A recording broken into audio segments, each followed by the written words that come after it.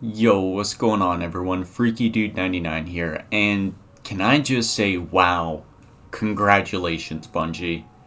You pulled off an amazing cutscene that I have felt probably the most emotion in Destiny that I have ever felt. The amount of fear seeing the Traveler leave, the war sats powering up, the witness staring at Aramis, and the brief conversation between her and Mithrax, seeing Anna pull the plug on Rasputin and Elsie being there to comfort her, and then finally the Traveler stopping and presumably, as I interpret it, making its last stand. It is no longer hovering over the last city because it would be collateral damage. If the Traveler were to be attacked, it would blow up the city, and presuming on speculation, that is why the Traveler moved out of range so the war sats would wipe it out and it wouldn't damage the city. But in this, the Traveler makes its last stand. The darkness approaches, but the witness says it has nowhere left to run. Whether that is true or not is up to interpretation. Remember, the witness is not a reliable narrator. He does not give us the factual truths on everything. He is a manipulator. So whether the Traveler actually has a place to run or not is entirely up to speculation. There is, in the Dark Future lore book, the Traveler does leave the solar system, and eventually we as the Guardians and the Reformed Vanguard go out to bring it back. So there is possibility that the Traveler can leave and run, but at this point in the story, as Elsie says, she has no idea what the future holds because everything that is happening right now was not in any other timeline that she experienced. None of it.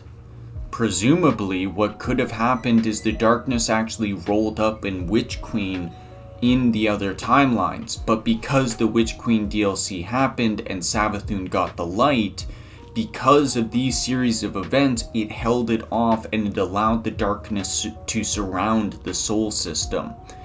If that is the case, then yes, the Traveler has nowhere to run because the witness in that period of time allowed Xivu Arath and whatever other powers he has to wipe out everything else and basically converge upon the Traveler and leave it nowhere to run.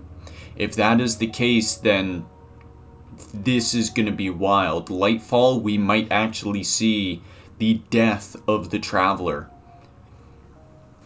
One thing I want to point out, just a couple of really cool details, is behind Ikora and Zavala here, you can actually see 3 of the original Guardians pretty much.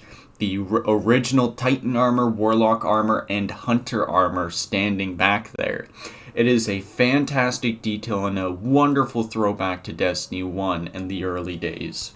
Another important detail to note is the fact of Crow being here. Crow has been missing pretty much since Season of the Haunted. He has gotten over his pain, but this might be a lead up into his involvement in Season of Defiance with Mara Sov.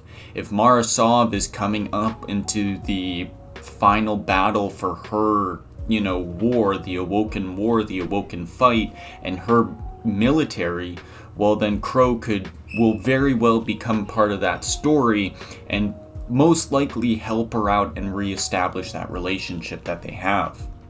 And then the final scene here of the Traveler over the Earth. Now this is what we see in all the director, whenever we boot up Destiny and go to the director, and since the very first art we ever got of Destiny was this shot, the Traveler hovering over Earth. It is a fantastic throwback that... congratulations, Bungie. Bravo. Well done. You deserve to bask in the glory of your creation of Destiny because you deserve it. I love this game, and thank you so much for making it.